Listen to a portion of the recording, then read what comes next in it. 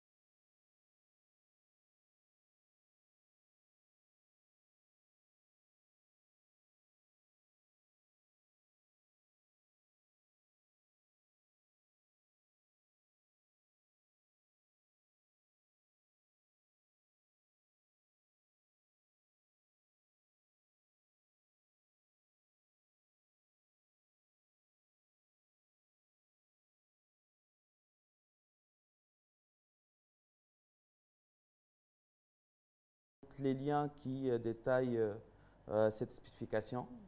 Voilà. Donc, pour expliquer le fonctionnement de Open Container Initiative, qu'est-ce qu'ils ont essayé de faire? Ils ont dit que, voilà, à partir d'un registry, un registry, ça va être le repos qui permet de sauvegarder les images des conteneurs. Ils ont défini un UCI image, que je viens de dire, la spécification d'une image, qui permet d'offrir la possibilité de downloader une image d'un conteneur depuis un registry. Ensuite, il y a eu le depackaging de cette image de conteneur dans le file system de la machine. Et ce depackaging-là, il est défini par un fichier JSON, c'est un config.json, et un file et un rootfs qui détermine une arborescence bien définie par cette spécification par l'OCI. Donc, au niveau du config.json, on trouve pas mal d'informations intéressantes, telles que la plateforme Linux ou autre, les environnements, le user, le hostname et la route. Et d'autres informations qui permettent de spécifier ce que c'est un conteneur. L'OCI définit aussi comment lancer un conteneur. Donc, à partir du File System Bundle, il permet de lancer un conteneur. Donc, en résumé, il y a la partie pool d'enregistrer. Il y a la partie construction d'une image qui est définie par un config.json et un file system bundle. Il y a aussi la partie de la construction d'un conteneur et le lancement d'un conteneur. C'est ce qui spécifie l'OCI. Les acteurs de tout ce qui est de l'OCI sont très nombreux et tous ceux qui offrent des solutions autour des conteneurs. On trouve bien entendu Docker, on trouve Red Hat, on trouve IBM, on trouve Microsoft. Voilà, ici, les acteurs sont très nombreux et ça c'est fantastique parce que c'est à peu près parmi les premières initiatives là où il y a pas mal d'éditeurs concurrents. On trouve pas mal de concurrents qui se mettent ensemble pour spécifier une solution unique et travailler sur un seul projet qui est la partie l'OCI. Je passe à la partie Container Initialist, Container Runtime Interface, CRI. Avant d'en parler, je vais rappeler le fonctionnement de Kubernetes. Est-ce que déjà parmi le public, il y a ceux qui ont touché à Kubernetes? Très bien, super. Donc, j'imagine que vous connaissez à peu près le fonctionnement que je vais présenter ici. Je vais rappeler, du coup, je vais aller très vite. Donc, un Kubernetes, il est représenté par un ou plusieurs masters et un ou plusieurs workers. Donc, derrière, lorsque on essaie de monter un pod, c'est la plus petite unité dans Kubernetes qui contient les conteneurs. On passe par le CLI, excusez-moi. On passe par le CLI kubectl. Kubectl, il va appeler le master et c'est lui qui va interagir avec les workers. En passant par le service proxy, il y a un appel à kubelet. Le kubelet, ça existe dans chaque worker et c'est le kubelet qui interagit avec le container runtime qu'on va aborder aujourd'hui. Donc, le kubelet, s'il y a un besoin de faire un create pod, par exemple, ou un run pod, c'est le kubelet qui communique avec le container runtime qu'on choisit pour Kubernetes, qu'on a choisi pour gérer l'aspect pod et monter le pod avec les conteneurs qui sont hébergés au niveau du pod. Je vais parler un peu d'histoire. Je vais essayer de voir l'acheminement historique qui a ramené à avoir plusieurs containers runtime. Il faut savoir, au début, il n'y avait que Docker. Donc, tout le monde connaît Docker. Et du coup, Kubernetes, à la naissance de Kubernetes, c'est Google qui a créé les premières briques de Kubernetes. Ils ont mis Docker intégré directement au niveau du socle Kubernetes. Après, il y a eu plusieurs initiatives pour faire d'autres containers runtime, donc tels que Rocket de CoreOS, donc, qui a été racheté par Red Hat, qui est IBM aujourd'hui. Donc, il y a eu Rocket derrière qui fait aussi tout ce qui est conteneur. Kubernetes, ceux qui, dans la communauté Kubernetes, ils ont voulu bien l'intégrer. Et là, il y a eu pas mal de questions qui commencent à se poser. Comment on fait demain s'il y a un autre container runtime?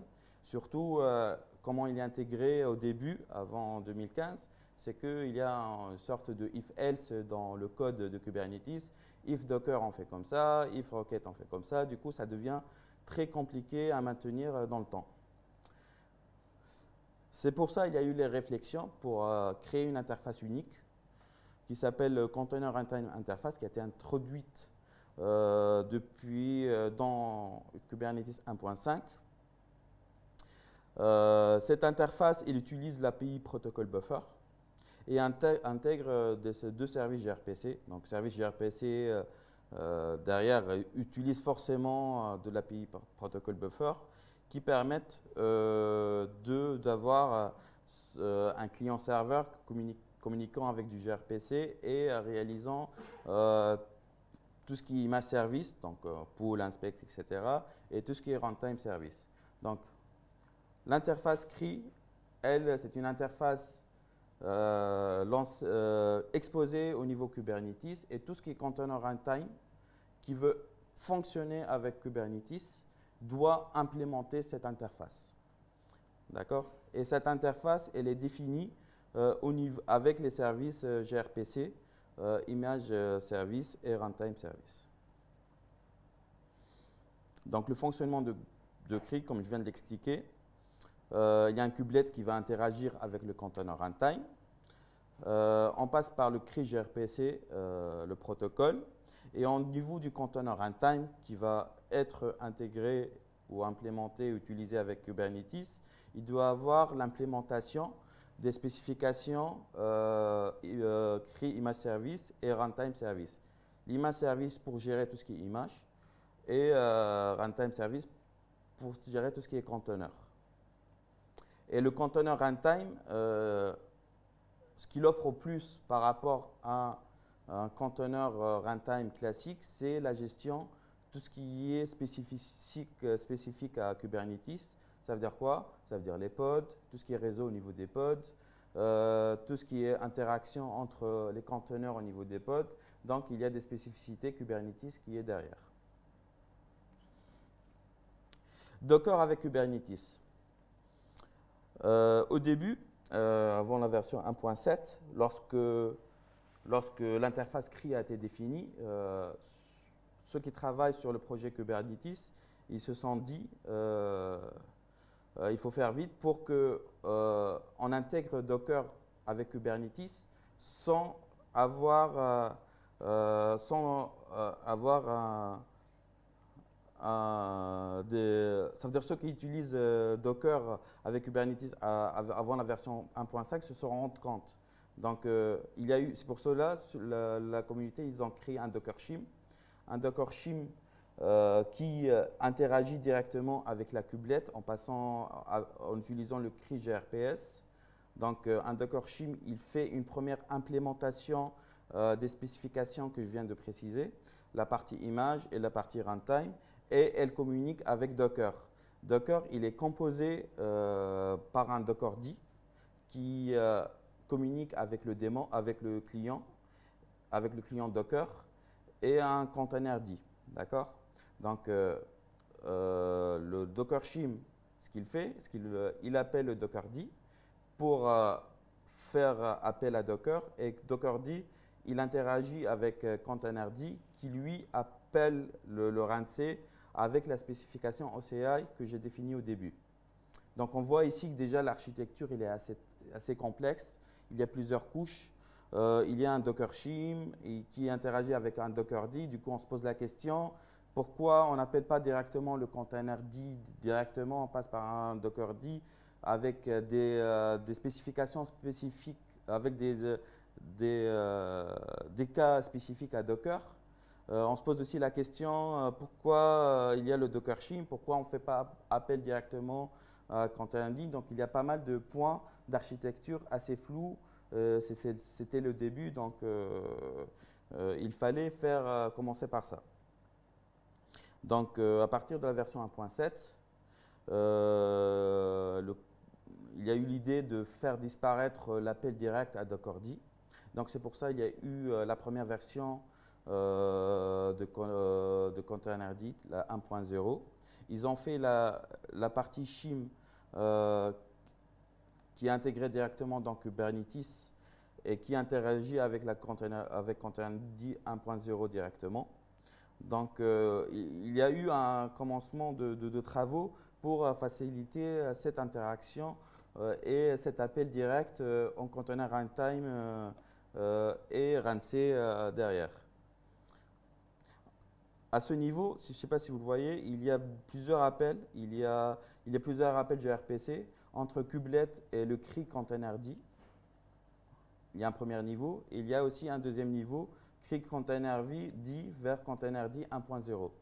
Donc, il y a deux appels sockets et du coup, ça crée une complexité et ça crée aussi un temps de latence assez fort pour arriver au container runtime et RunC à la fin. Et c'était l'objectif de Containerd 1.1 pour faciliter cette intégration et réduire le nombre d'appels gRPC. Donc, dans le slide d'avant, on voit bien qu'il y a deux appels gRPC et à partir de la version 1.10, dans le Docker Engine directement, ils ont intégré la version 1.1 de Containerd qui existe aujourd'hui au niveau du Docker. Hein. Et le plugin qui communique avec le kubelet, il est intégré directement au niveau du Docker Engine. Et du coup, ici, si vous voyez, le kubelet, il appelle directement Containerd qui lui appelle directement le RunC avec l'OCI. Avant d'attaquer la partie CRI-O, on commence à voir ici, c'est que le Containerd de Docker Engine, c'est celui qui fait le boulot pour le run des conteneurs au niveau Kubernetes. Donc la partie Dockerd est la partie Docker construction des images, recherche des images au niveau du registry, voilà, tout ce qui est spécificité Docker n'ont pas vraiment d'intérêt au niveau Kubernetes. Ce qu'il fallait, c'est uniquement intégrer la partie Containerd au niveau Kubernetes. D'accord? Et c'est pour cela, sur les dernières versions de Kubernetes, Docker, à partir de la 18.09, il expose l'installation de Containerd à l'extérieur. Donc, lorsqu'on installe Docker, on est obligé d'installer Containerd à l'extérieur et même le RunC à l'extérieur. Du coup, sortir de l'espèce de la partie monolithique de Docker comme on le voyait avant et ainsi pouvoir utiliser directement Containerd avec Kubernetes sans passer par Docker. CRI-O, c'est un container runtime, utilise le container runtime interface directement. Il est fait uniquement pour Kubernetes. D'accord?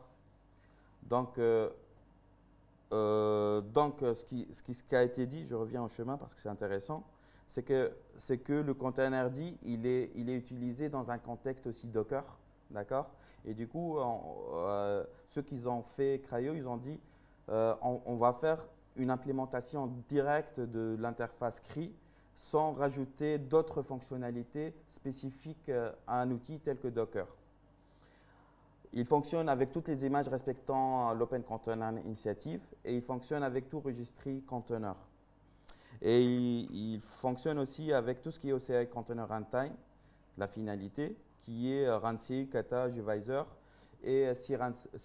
En fait, Cran, il vient d'apparaître. C'est parce qu'ils ont vu que le RunC qui est utilisé aujourd'hui, c'est l'outil le plus utilisé en tant que runtime bas niveau. Ils ont vu qu'il est écrit en Go et du coup, pour améliorer les perfs, il y a eu un démarrage de projet qui est le Cran pour réécrire tout ce qui fait RunC en C directement. Du coup, il y a eu un gain de 50% en perf à peu près. Et je pense que ça serait le futur RunC demain. Donc, CRI-O, il fonctionne aujourd'hui uniquement avec Kubernetes. Ce qu'on a vu, c'est ça le point positif de CRI-O, c'est que derrière, il implémente directement l'interface CRI. Son GitHub, il y a à peu près 1500 pull requests. Il y a tous les tests qui sont passés avant le merge dans le master. Il est versionné, sa version est liée avec Kubernetes. Donc, on trouve CRI-O 1.14, aujourd'hui CRI-O 1.15 avec Kubernetes 1.15. En plus, la release CRI-O 1.15, elle vient d'être réalisée aujourd'hui pour faire fonctionner Kubernetes 1.15 avec cette version. Donc, du coup, c'est simple. Vous voyez qu'on ne cherche pas trop quelle version de CRI-O fonctionne avec Kubernetes. Si on veut intégrer CRI-O pour la version 1.13, on utilise directement Kubernetes 1.13, on utilise directement la version CRI-O 1.13. CRI-O aussi, il a rejoint la communauté CNCF en avril 2019. Voilà. Et l'objectif derrière de la communauté, c'est de le faire fonctionner en production. Et on voit pas mal de plateformes qui commencent à intégrer CRI-O. La plateforme la plus connue, et c'est ceux qui la poussent le plus, c'est, je ne sais pas si vous connaissez, c'est OpenShift. Voilà, donc à partir de la version 4.1, il n'y a plus de possibilité de OpenShift, il n'y a plus de possibilité d'utiliser Docker. Même au niveau CoreOS, RHEL, les dernières versions d'OS de Red Hat, ils ont viré Docker derrière et ils ont implémenté, ils ont mis CRI-O. Donc, le statut de CRI-O, il est intégré avec plusieurs outils, Sysdig, Aquasec, NVIDIA. Je viens de parler de OpenShift, là je viens de mentionner. Et c'est aussi un container runtime sur SUSE-CAS Platform 3 qui commence à devenir aussi assez célèbre dans le monde de containers. La communauté, elle est très large, elle a à peu près une centaine de contributeurs. Et les pull requests et les issues sont résolus généralement au bout de 4 jours. On a à peu près aujourd'hui plus que 90 releases.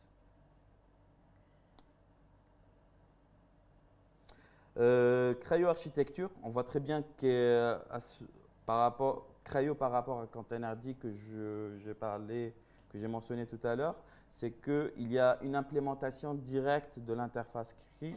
Donc, il n'y a pas de fonctionnalité en plus hors le cadre Kubernetes Runtime. Donc, CRI-O gère l'aspect sécurité, l'aspect CNI, l'aspect storage. Il y a aussi la partie Common, c'est le noyau de CRI-O qui permet de lancer les pods et permet de créer l'aspect réseau et l'aspect sécurité au niveau des pods. Une petite démo.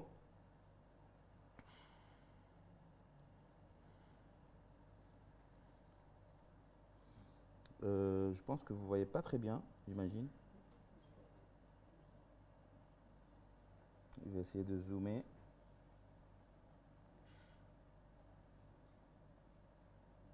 Ça va comme ça?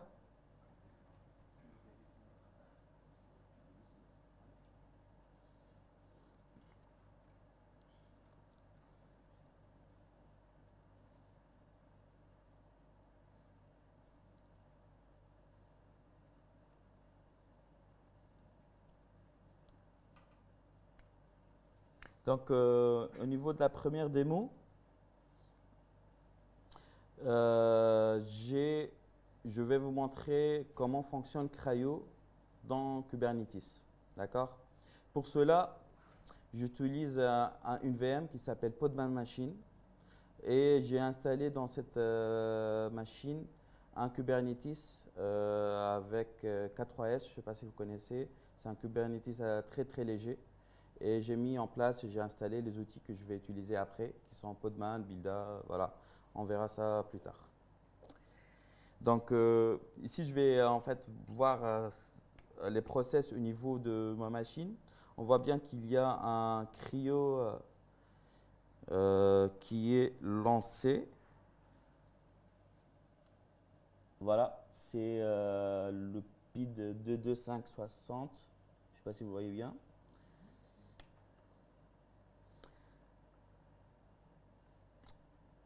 Kubernetes, avec l'interface CRI, il propose un outil qui s'appelle CRI-CTL. Et le CRI-CTL permet tout de troubleshooter Kubernetes directement. Donc, c'est un outil qui n'est pas censé être utilisé dans un cadre de développement ou un cadre de production. C'est un cadre tout simplement de troubleshooting. Donc, on voit très bien qu'au niveau de la conf de CRI-CTL, on utilise CRI-O en socket, en termes de socket. Donc, on utilise CRI-O en termes de runtime, container runtime pour Kubernetes. On regarde un petit peu la version de Kubernetes qu'on utilise. Où là, j'utilise la version 1.13. Là, je vais lancer un container qui s'appelle HTTPD au niveau Kubernetes en utilisant le container runtime CRI-O. Voilà, juste pour montrer que le fonctionnement, il est exactement pareil avec Docker ou avec autre container runtime. On va lister l'ensemble des pods. On voit très bien que le container n'est pas encore lancé. Il est en train de pouler l'image au niveau du registry. On va essayer de revoir la liste de pods. Hop, voilà, ça n'a pas marché.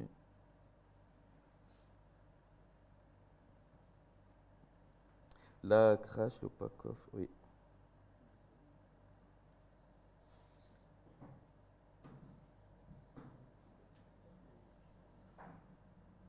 En fait, il a crashé le container.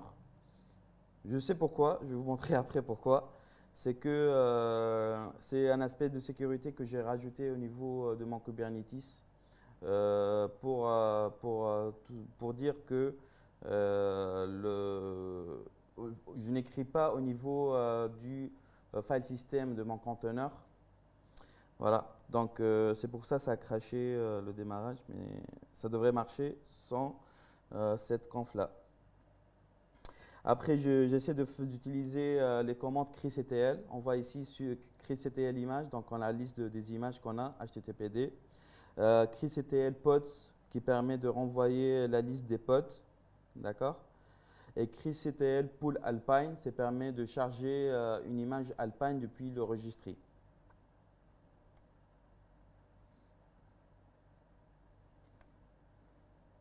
On voit bien que lorsqu'on fait CRI-CTL image, on a la liste des images qui sont présentes. On voit bien Alpine, HTTPD, Alpine Nginx. Il y a l'image pose, je ne sais pas si vous connaissez. C'est une image qui est lancée dans chaque pod initialement. Elle permet, c'est le parent de tous les conteneurs.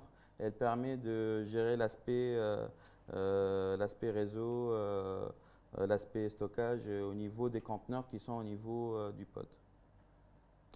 À la fin, j'ai supprimé tous les objets au niveau de mon Kubernetes. Hop, je vais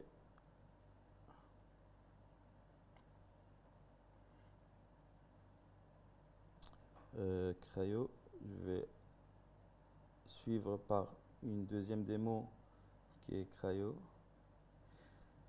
Pour cela, je vais entrer dans la machine virtuelle. Hop, on voit bien là au niveau du Podman. Je vais vous montrer la conf CRI-O au niveau Kubernetes. C'est la conf qui permet de spécifier comment on veut que CRI-O se lance au niveau Kubernetes. Il y a pas mal de paramètres intéressants. Les paramètres les plus intéressants que je trouve, tous sont intéressants, mais ici on voit bien qu'on utilise CRI-O.soc, donc le socket CRI-O. On voit aussi à la fin, je descends, tac, tac, tac, tac. On voit aussi l'aspect sécurité. Il utilise CCamp comme couche sécurité au niveau des conteneurs.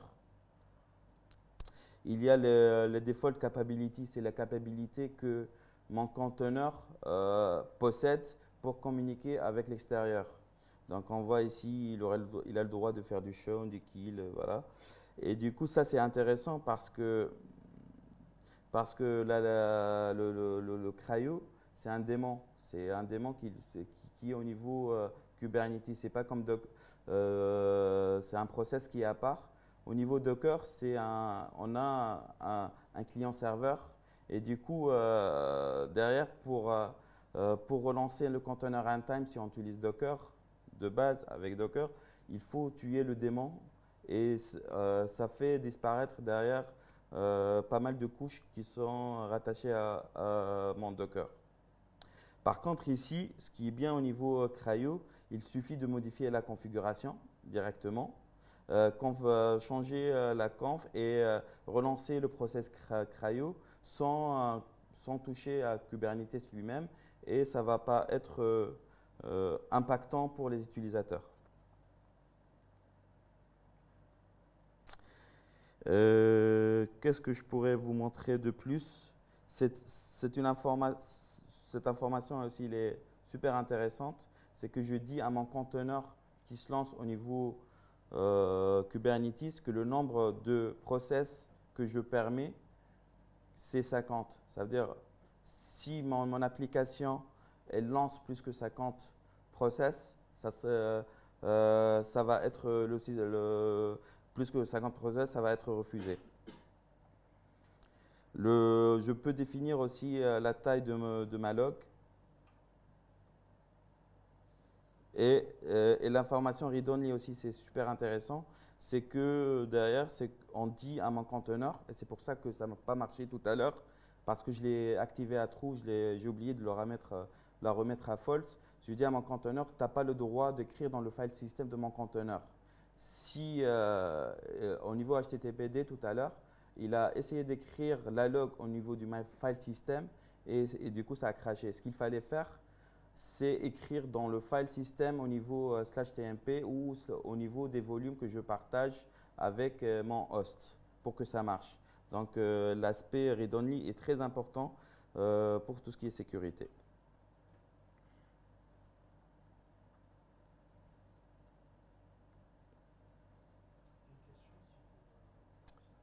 Oui. C'est ça, oui. Exactement. Oui. On va le voir là tout à l'heure. J'ai juste aussi une question tout à l'heure. En fait, il n'y a plus les images depuis le Docker Hub, non? Depuis Docker Hub, mais on peut spécifier la liste des registries là où on veut aller. Parce qu'on peut aller sur Docker Hub ou au niveau le registry Red Hat ou le registry Fedora. Ou, voilà. Donc, oui. utiliser des conteneurs qui sont présents sur le Docker Hub avec CRI-O? Oui, oui, oui. En fait, CRI-O, il peut appeler n'importe quel registry public. Voilà. Je continue. Tac, tac. Je vais lancer un conteneur BusyBox.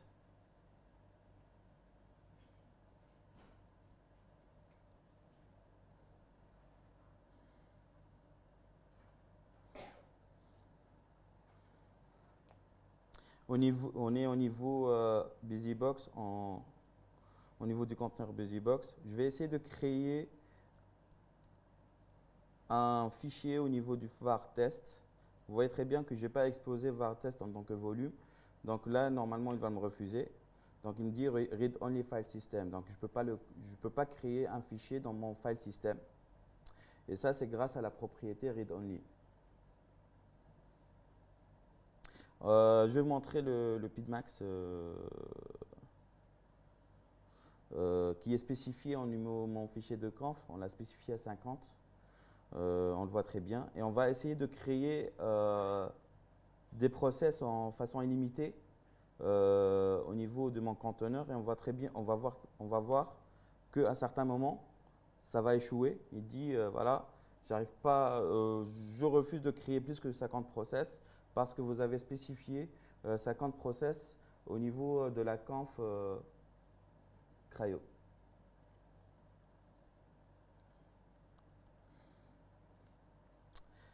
Je reviens à la présentation.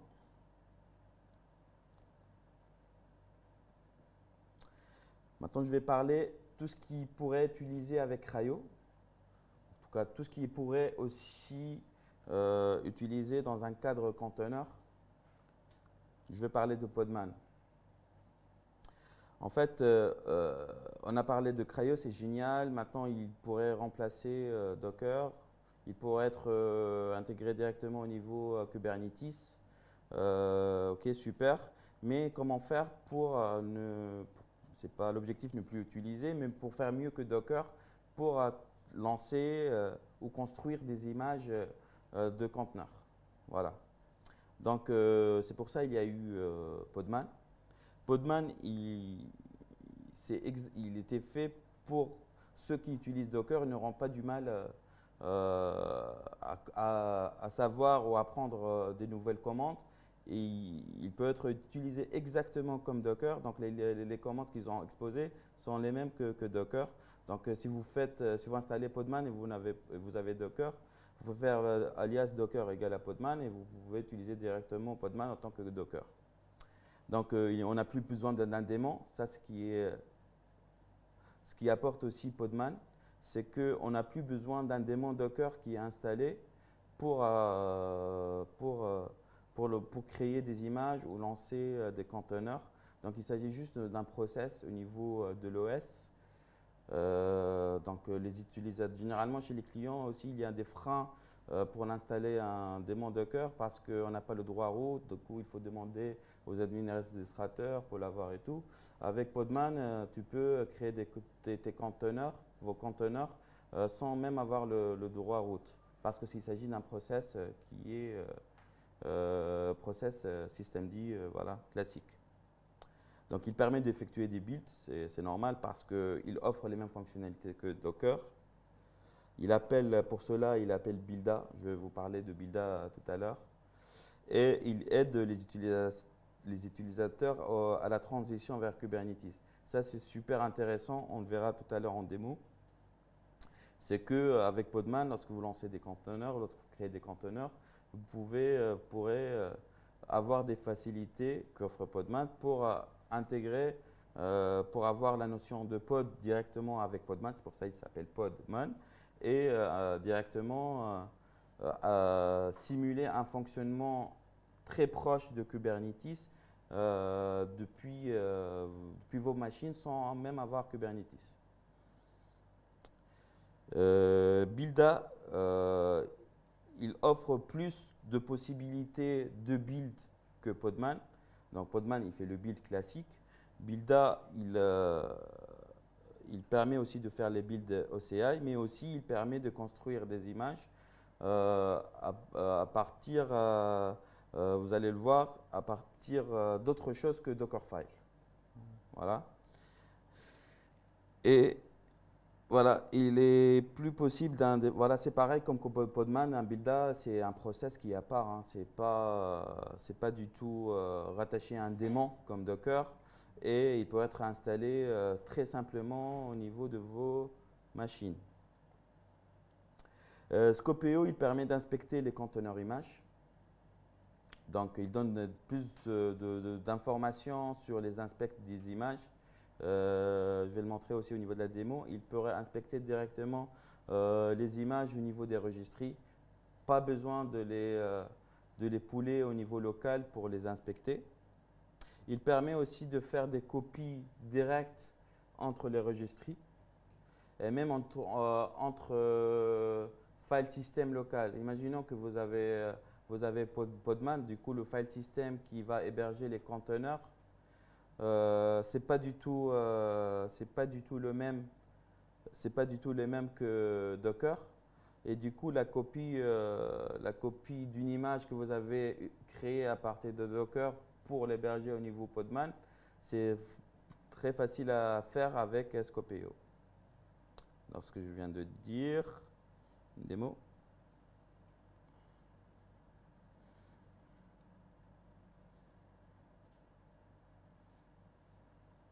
Hop.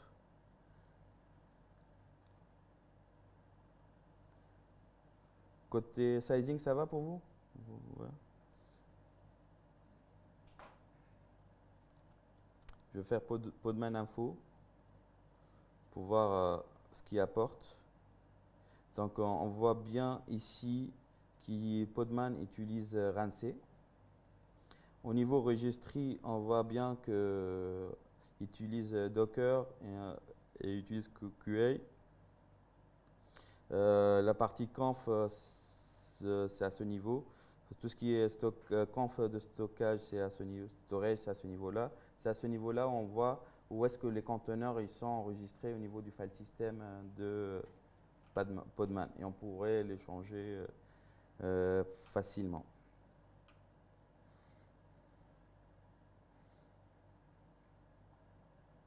Je vais lancer un HTTPD.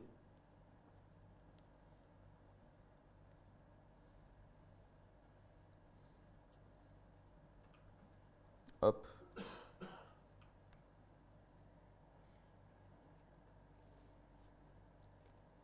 En passant des variables d'environnement, en précisant le registry, pour celui-là, j'ai précisé un registry Fedora,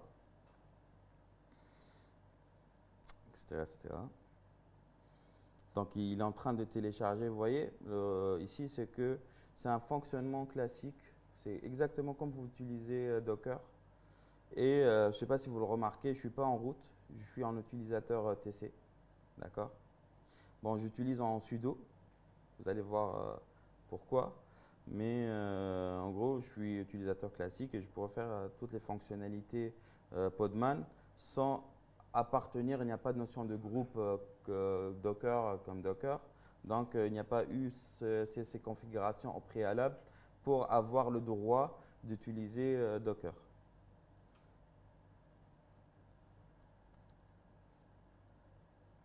Sudo podman image ls-a. On voit bien que HTTPD il existe bien. Voilà, ça a été créé il y a 3 heures. J'imagine qu'il a juste mis à jour certaines choses. Et on va voir que je vais nettoyer. Hop, sudo podman ps. On voit bien qu'on a HTTPD qui a été lancé à peu près il y a 1 minute. Donc voilà. Je vais faire un curl dessus.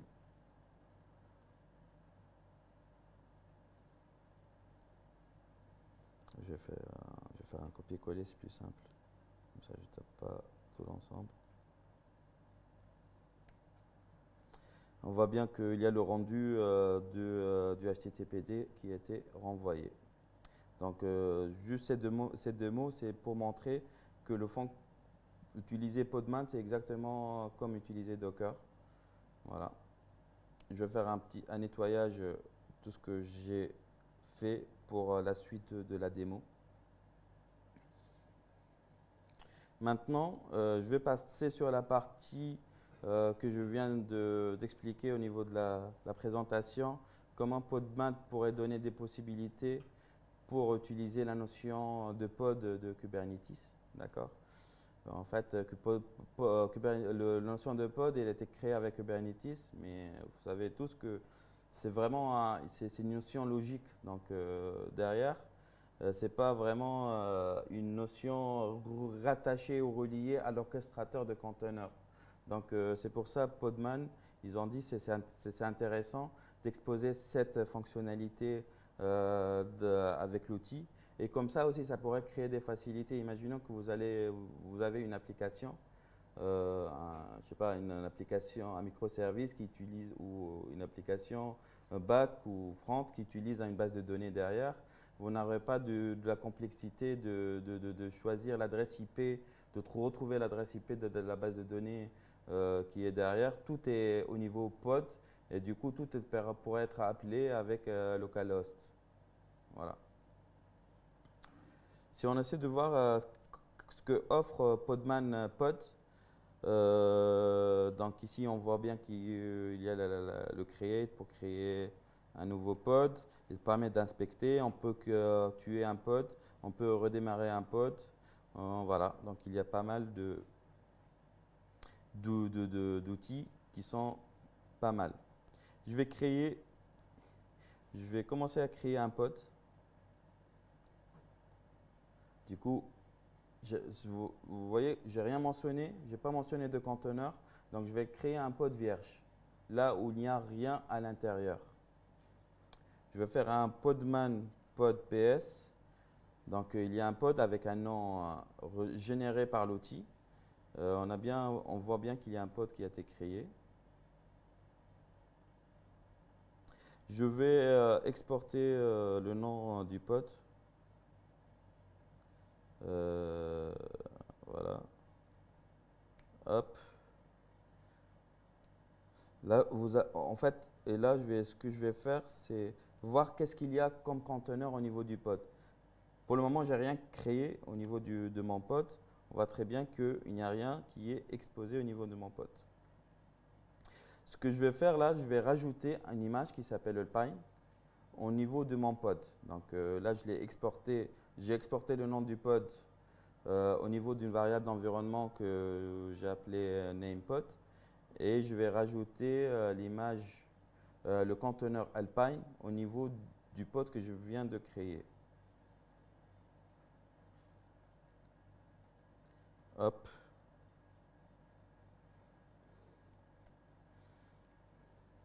Donc, je suis en train de télécharger l'image Alpine. Je vais voir est-ce que ça a été intégré au niveau de mon pod.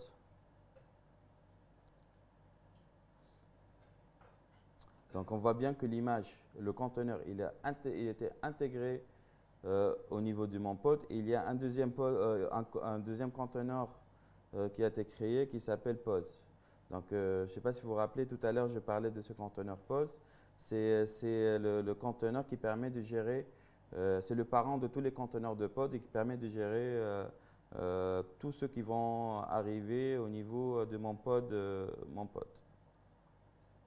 Je vais rajouter une nouvelle, je vais créer un nouveau pod qui s'appelle NGINX pour faire un petit test.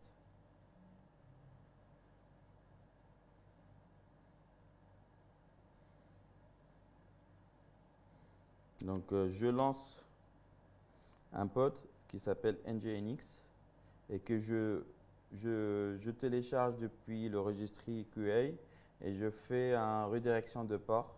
Donc, le 80 vers 32597 depuis l'extérieur.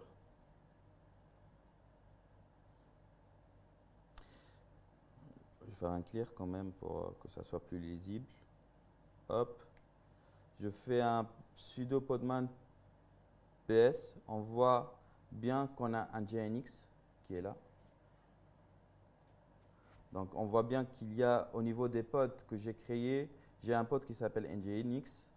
Et du coup, j'imagine que vous posez la question, où est-ce qu'il est parti l'autre pod que je viens de créer? Parce que tout à l'heure, j'ai créé un pod et j'ai rajouté le conteneur Alpine au niveau de ce pod-là. Et lorsque je lance la commande, l'autre pod, il a disparu. Pourquoi il a disparu? Parce que je l'ai créé au niveau sudoer, donc au niveau route. Du coup, on voit bien ici qu'il y a une séparation forte entre les utilisateurs. Donc, au niveau les routes ou un utilisateur lambda au niveau de mon OS, il voit uniquement les pods qui sont propres à lui. Et voilà, donc ça permet on voit bien qu'il y a une séparation forte, une isolation forte namespace que offre Podman.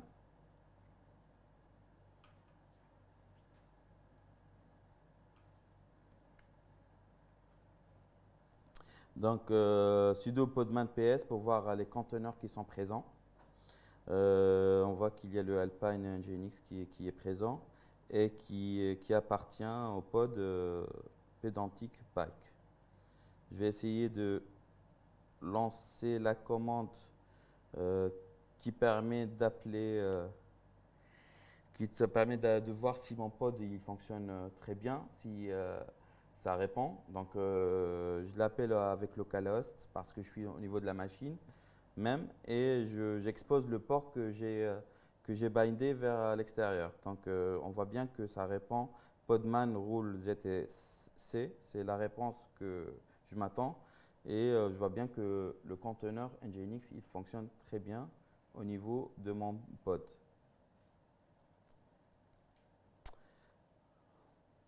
Donc à ce niveau, si vous avez bien suivi, j'ai créé un pod avec l'outil Podman, donc rien à voir avec Kubernetes. Donc c'est un pod qui existe au niveau local.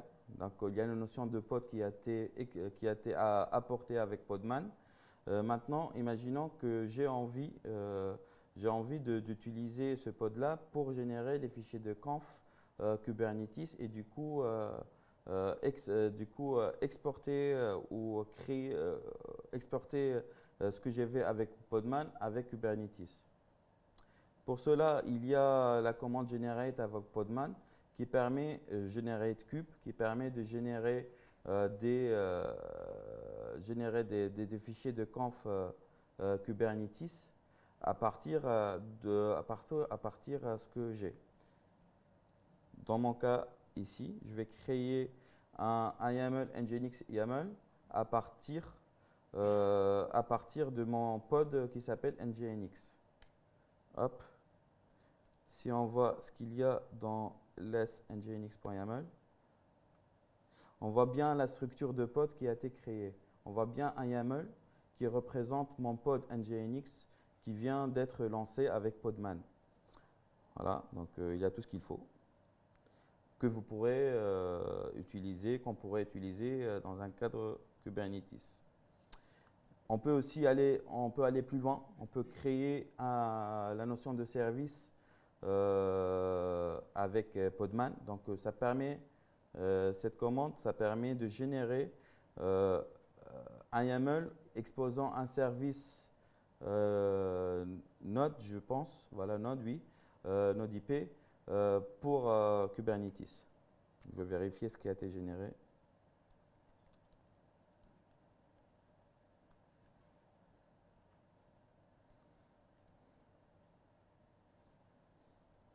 Ici, on voit bien la structure pod comme on a vu tout à l'heure. Hop, pod. Et à un niveau plus bas, on voit qu'il y a le YAML service qui a été utilisé avec le type de service Node pod Kubernetes.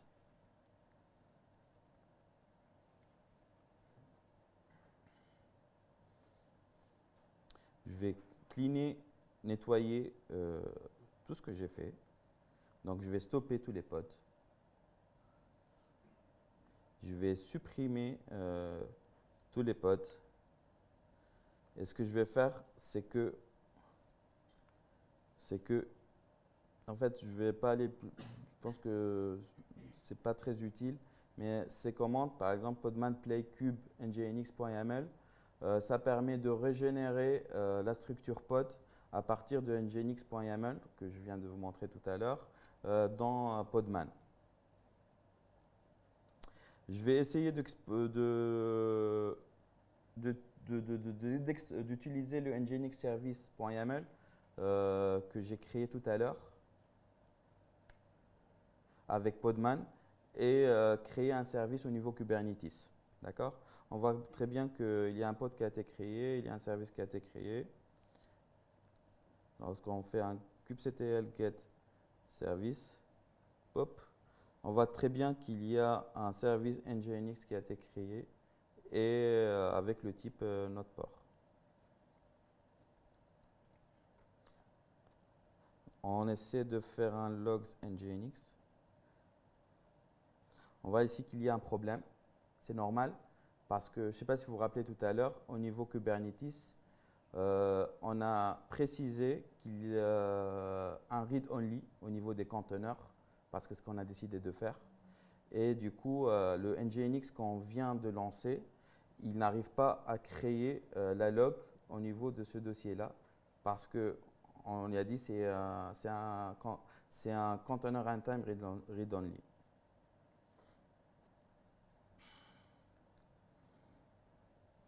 Maintenant, je vais exposer la partie rootless qui est très intéressante avec Podman aussi.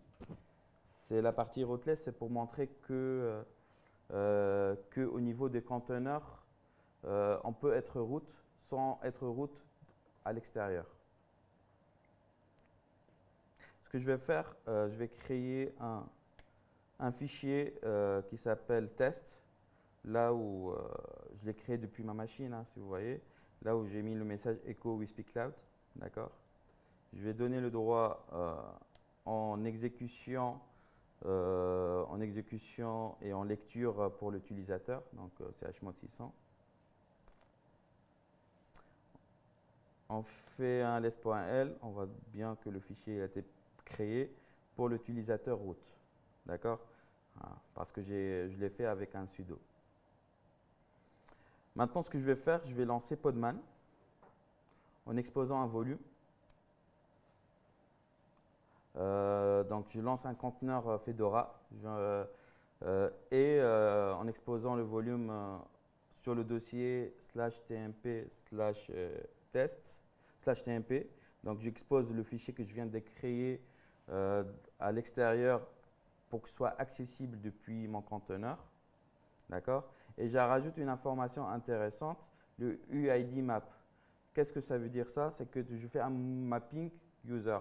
En gros, je donne la possibilité à mon conteneur de créer au maximum 5000 users, d'accord? Et je map les utilisateurs avec la machine host. Ça veut dire il commence le premier process ID au niveau de mon conteneur, ça sera 0 et sera mappé avec l'ID, dans mon cas 100 000 au niveau de machine host. Donc, le numéro 1 au niveau de mon conteneur sera mappé avec l'UID 100 001 au niveau de mon host. Je vais regarder l'ID que j'ai au niveau de mon conteneur. J'ai lancé le conteneur et je me suis mis au niveau de mon conteneur avec SH à la fin. On voit bien que je suis en route au niveau de mon conteneur. Donc, je fais un ID, j'ai l'ID 0, route, l'ID route, tout ce qu'il y a derrière, tout ce qu'il faut pour normalement créer des fichiers au niveau de mon conteneur avec le droit route. Je vais essayer de voir le fichier que je viens de créer depuis la machine host, qui est test. Il est bien là et on voit que l'utilisateur derrière, c'est nobody. Pourquoi nobody? Parce que quand j'ai créé le fichier au niveau de machine host, je l'ai créé avec mon user root, d'accord? Alors que le user root, il n'est pas exposé, il n'est pas connu depuis mon conteneur. Mon conteneur, il connaît que les utilisateurs qui commencent avec le ID 100 000. Donc pour lui, c'est nobody. Il ne connaît pas l'utilisateur root de mon host et du coup, je n'ai pas le droit de toucher à quoi que ce soit qui a été créé ou qui a été fait par l'utilisateur root de mon host. Moi, ce que je vais faire, je vais essayer de modifier le /tmp/test et là, j'essaie de le modifier. Il me dit permission denied. Voilà. Donc, si vous remarquez, il y a une sécurité, plus de sécurité avec Podman. Il apporte l'aspect rootless qui est super important pour tout simplement séparer les responsabilités root autre utilisateur et voilà. Et l'isolation namespace qui est plus vulgarisée et plus vue avec Podman.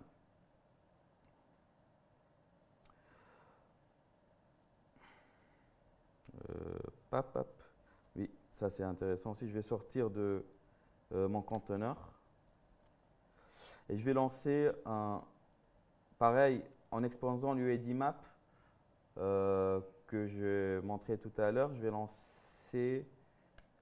vais lancer un process sleep, d'accord, sleep 1000 et je vais essayer de voir ce process là, il aurait quoi comme UID. Donc on voit bien que le process sleep, il a l'UID 100 000. d'accord? Parce que je suis depuis la machine host. Donc le process, il a été créé au niveau de mon conteneur. Donc il est mappé avec l'UID 100 000 depuis la machine host, ce qui correspond à ce que je voulais faire. Bah, je vais cleaner. Je pense que ce n'est pas utile. Je vais aller directement à Scopeo pour laisser le temps à des questions. Ou plutôt Buildash, ça c'est super intéressant. En fait, Buildash, j'ai créé un script shell qui représente l'image. Je vous montrais tout à l'heure, je vous ai dit tout à l'heure que Buildash, il permet de construire des images. D'accord? À partir de Dockerfile, comme avant, voilà, il permet de construire des images autrement. Voici une nouvelle façon de construire les images. En fait, on dit qu'on veut une image à partir de CentOS. Et après, je dis que je veux enrichir cette image avec par exemple, HTTPD. Je vais rajouter au niveau de cette image-là un index .xml, .html au niveau de /tmp. D'accord? Donc, on fait build-h copy. Après, je dis par exemple que je veux exposer en entry point pour lancer le HTTPD, voilà, un http/d-t foreground. Après, je fais un commit pour générer une image à partir de ce que j'ai fourni comme info. Donc, on voit très bien ici que la façon de créer une image, c'est très différent avec le Dockerfile.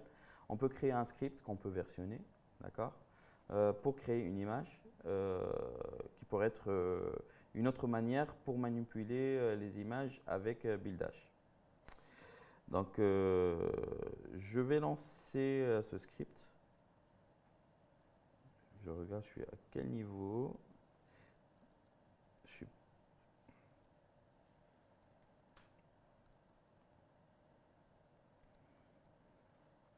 CD demo builda, hop. Et là, je vais lancer ma image.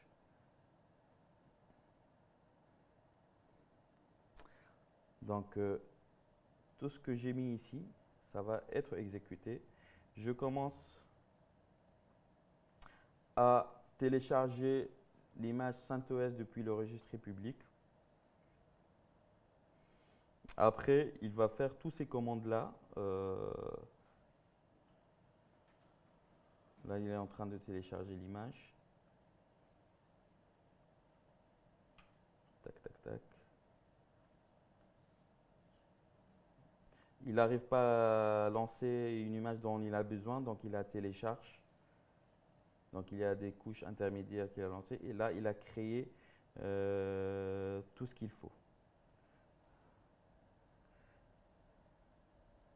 Si on fait buildash image, on voit bien qu'il y a une image qui a été créée, que je l'ai appelée WeSpeak Cloud Builda, parce que tout simplement, j'ai décidé de l'appeler comme ça, avec builda commit, qui a été créée il y a quelques secondes. Pour Scopeo, je vais faire un petit démo sur l'utilité de Scopeo. On va inspecter directement depuis le registry Docker l'image Fedora. Donc vous voyez très bien ici qu'on n'a pas besoin de faire un pull de l'image pour l'inspecter. On va directement vers l'image qui est au niveau du registry et ça apporte plus d'informations que Docker. Je vais me mettre en tant que sudoer et je vais créer un dossier qui s'appelle BusyBox. D'accord?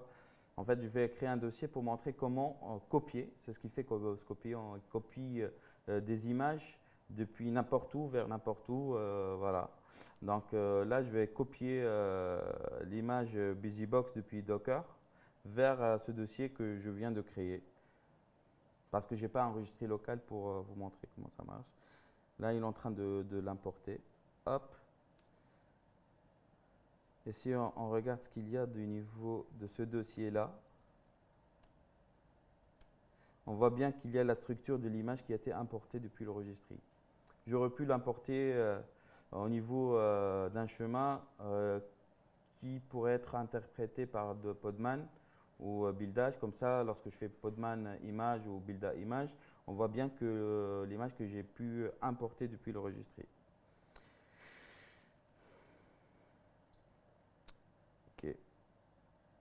Donc en conclusion, on voit que CRY-O, ça porte pas mal de choses par rapport à Docker pour qu'il soit intégré avec Kubernetes. On a bien compris que Docker, ça apporte plus grande chose pour Kubernetes parce que le Docker, il utilise c'est pas qu'un runtime, il fait plusieurs choses dont Kubernetes il n'a pas besoin, d'accord? Et pour faire manipuler les conteneurs hors Kubernetes, il y a des outils qui sont intéressants tels que Podman et Builda. Donc la question qu'on pourrait se poser suite à ce que je viens de dire, est-ce que c'est CRY-O ou Containerd qu'on utilise avec Kubernetes? Donc il y a pas mal d'éditeurs qui passent sur CRY-O, d'autres passent sur Containerd, d'accord? Mais ce que je pourrais dire que c'est CRY-O, je pousse CRY-O, pourquoi? Parce qu'il est plus proche de l'interface CRI.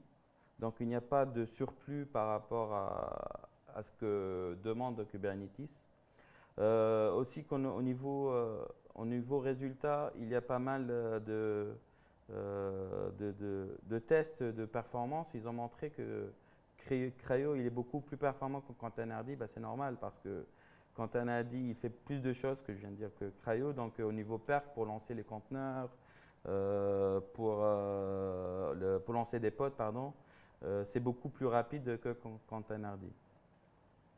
Ce qu'on a appris aussi, et ça j'insiste fort, c'est que parce que c'est un abus de langage aujourd'hui lorsqu'on parle de conteneurs, j'aimerais bien que tous ceux qui étaient là, ils ne disent plus Docker container, ils disent plutôt container au lieu de Docker container.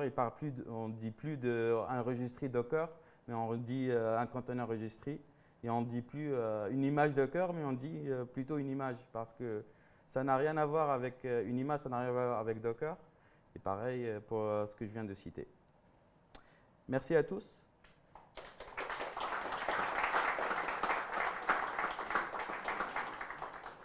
Je suis à l'écoute pour quelques questions, s'il y a des questions. Est-ce qu'avec les sociaux que vous présentez, on peut faire du build multi-stage? On peut le faire avec Docker? Oui. Et la deuxième question, c'est quid du build d'image? Oui. Quand on fait faisait avant, c'est avec Docker et Docker. Quand on a par exemple des runners GitLab CI tournent sur Kubernetes et qu'on veut que ça build notre image Docker. C'est Docker in Docker, c'est ça? Ouais. En fait, ça apporte même plus de facilité parce que la complexité de Docker in Docker, c'est l'aspect root. Je ne sais pas si tu vois la chose. Et avec Podman et buildH, ça apporte plus de facilité parce que on est rootless et ça permet de créer facilement un conteneur dans un conteneur sans avoir le droit root qui est derrière. Et Okay. en termes de performance par rapport à Docker, moi je connaissais le projet Chemico. Oui, Et, très bien, oui. La performance, elle n'était pas ouf en termes de temps de build. On était Le build d'une image avec Builda, par exemple Podman, en fait, ce qu'il faut savoir, c'est que Podman, il est poussé par pas mal de contributeurs et éditeurs connus tels que Red Hat, tels que IBM, voilà, etc., etc. Et le sujet performance, c'est parmi les sujets les plus importants parce que sans ça, effectivement, les utilisateurs, ils vont lâcher ces nouveaux outils, ils vont revenir vers les outils d'avant. Donc, ce que je peux te confirmer, c'est que Podman, côté performance, il est aujourd'hui, j'ai vu les benchmarks, moi j'ai des contacts de ceux qui travaillent chez Red Hat, ceux qui travaillent chez d'autres éditeurs, ils ont fait un travail pour tout ce qui est test. En fait, chaque release, il y a un sujet performance qui est tiré pour aller pour faire mieux qu'avant. Voilà. Et côté performance, aujourd'hui, je ne veux pas dire mieux, mais ISO. Côté Podman, hein, mais côté Cryo, c'est beaucoup mieux par contre, côté performance, par rapport à Containerd de Docker. Par rapport au temps de Exactement. D'un pod et voilà. Non mais on se rend pas compte, mais il y a des contextes où l'aspect performance, oui effectivement, bon, c'est super, oui, oui, oui, mais pour des calculs, pour lancer des jobs au niveau Kubernetes, pour faire des calculs mathématiques, parfois on a besoin de l'aspect performance et du coup même ça joue en microsecondes, ça pourrait être un argument valable pour utiliser ça. Oui. ça tombe sur Mac, pas mal. Non. Aujourd'hui, il n'y a pas ça sur Mac. Je pense que ça va arriver, hein, mais ça ne marche pas aujourd'hui. C'est pour ça que je suis passé par Podman Machine pour faire ma démo à Podman. J'ai un Mac, donc je me suis posé la question aussi. Dans le cadre d'un Kubernetes managé sur un cloud public, on peut choisir entre Docker et Cryo ou pas? Aujourd'hui, les providers cloud tels que Google, ils sont passés à Containerd. D'accord. Je sais que AWS, ils réfléchissent, ils ne sont pas encore décidés. Voilà, il y a en fait, ce qu'il faut savoir, dans tous les cas, c'est Docker ne serait plus le container runtime par défaut de Kubernetes, ça c'est certain sur tous les providers. Mais ça veut dire qu'en fait, si on veut utiliser un Kubernetes managé, on est obligé d'avoir Docker actuellement. Bah, c'est celui qui le propose, donc voilà. Pas sur Azure. Pour On a lancé compléter, Cryo sur Azure. Pardon? Je dis sur Azure, sur AKS, on a réussi à le lancer avec Cryo. Ah bah super, ok, bah parfait. et pour OKS, vu que c'est nous qui manageons les instances. Oui, c'est vrai, OKS, on fait ce qu'on veut, oui. Pour AKS, On choisit ce qu'on veut, voilà. Mais par contre, le service manager full tel que Forgate et tout, Forgate. Ouais. D'autres questions? Tout à l'heure, vous parliez de Docker, on peut faire un alias Docker et Podman. Oui. Mais il manque au moins une partie, vraiment, pour les quelques utilisations que j'ai eu de Podman, il nous manque le Docker Network sur Podman, et pas de Podman Network. Je voulais savoir s'il y avait un moyen de. Est-ce qu'il y avait une solution qui remplaçait Docker Network sur Podman, ou est-ce qu'on était en train d'utiliser. Bah, Podman, il implémente la. Il a. Pardon? Il a un Oui, c'est ça. réseau par défaut. Ouais, c'est ça, ouais. Des contraintes. Bah, c'est grâce à ça, on a l'isolation namespace au niveau Podman entre les utilisateurs parce que ça apporte la partie réseau à ce niveau. Je sais pas si. En fait, moi, ce que je cherche, c'est à faire la même chose que les McVLAN avec Docker, donc tout ce qui est de créer des nouveaux networks avec. C'est vrai, aujourd'hui, effectivement, en fait, ce sujet-là, il faut savoir que Podman, c'est vrai, c'est un projet assez jeune pour ça. Du coup, il y a pas mal de possibilités pour faire un réseau Docker, j'ai compris, comme un Docker Machine, avec un Docker Compose, avec plusieurs conteneurs et spécifier le type de réseau qu'on veut mettre en place. Ça, avec Podman, aujourd'hui, c'est pas possible de le faire, oui. Effectivement, ouais.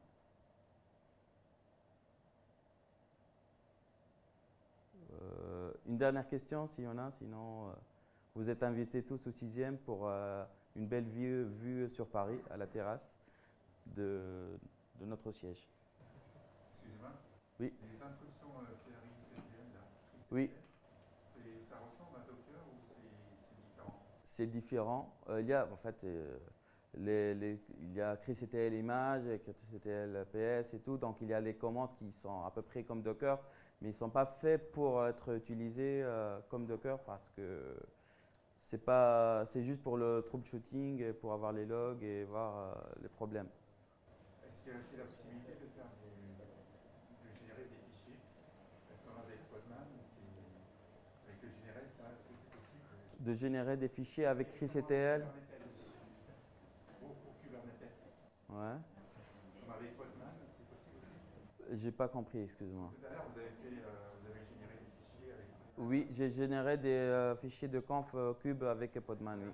Kubernetes. Ouais. Est-ce que c'est possible aussi? Avec ChrysETL, non, c'est pas possible. Non, D'accord. non, c'est pas possible. Oui. Avec Podman, vous pouvez générer des configs pod en YAML. Oui, c'est ça, oui. Il fait que du génération de pod. Il peut générer aujourd'hui du pod et du service. Il peut le générer qu'en sudo aujourd'hui, ça veut dire en route. Si tu essaies de le faire avec un c'est pour ça que je l'ai fait avec un sudo avant. Si tu le fais avec un utilisateur spécifique, c'est pas encore intégré, ça va se faire. Je sais que c'est parmi la roadmap de Podman.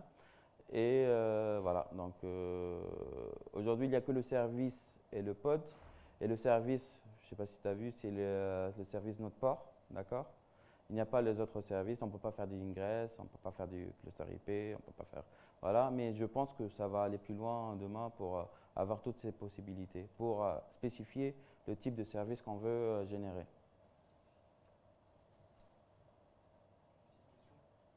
Oui. Merci pour la presse.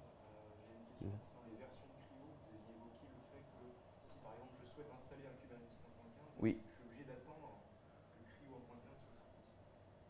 Ouais. Est-ce que dans le futur on peut s'attendre à être assez autonome là-dessus? En fait, ce qu'ils font…